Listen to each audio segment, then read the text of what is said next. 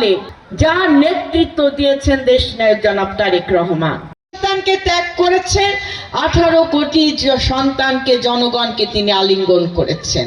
কারা নির্যাতন ভোগ করেছেন, জুলুমের শিকার হয়েছেন, তারপরেও তার মুখে, তার চোখে গণতন্ত্রপূর্ণ প্রতিষ্ঠার হাসি এবং দৃঢ় প্রত্যয় এবং সাহস।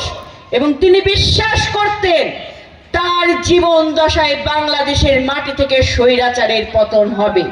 তিনি বিশ্বাস করতেন বাংলাদেশের জনগণের হারিয়ে যাওয়া গণতন্ত্র তারই কর্ণধার, তারই। দেশ জুড়ে তোলপাড় ওয়ালটন ফ্রিজ কিনে আপনিও হয়ে যেতে পারেন মিলেনিয়ার।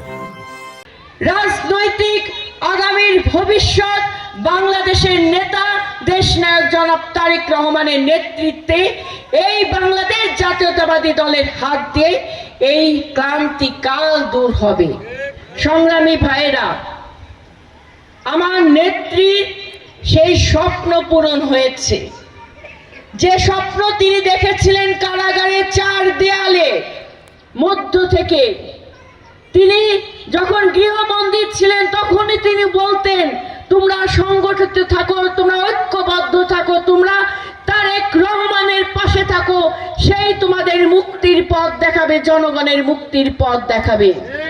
আমাদের নেতা নেতৃত্ব দিয়েছেন দেশে নাই, দেশের বাইরে থেকে। তিনি গণমানুষের নেতা হিসেবে তিনি বাংলাদেশ জাতীয়তাবাদী দলের নেতৃত্ব দিয়েছেন। সকল দলকে তিনি ঐক্যবদ্ধ রেখেছেন তার এক পতাকা তলে, গণতন্ত্রের পতাকা তলে।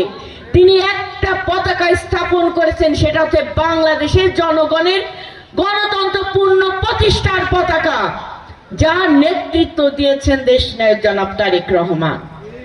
এই বিএনপিকে ভাঙার জন্য অনেক ষড়যন্ত্র হয়েছে।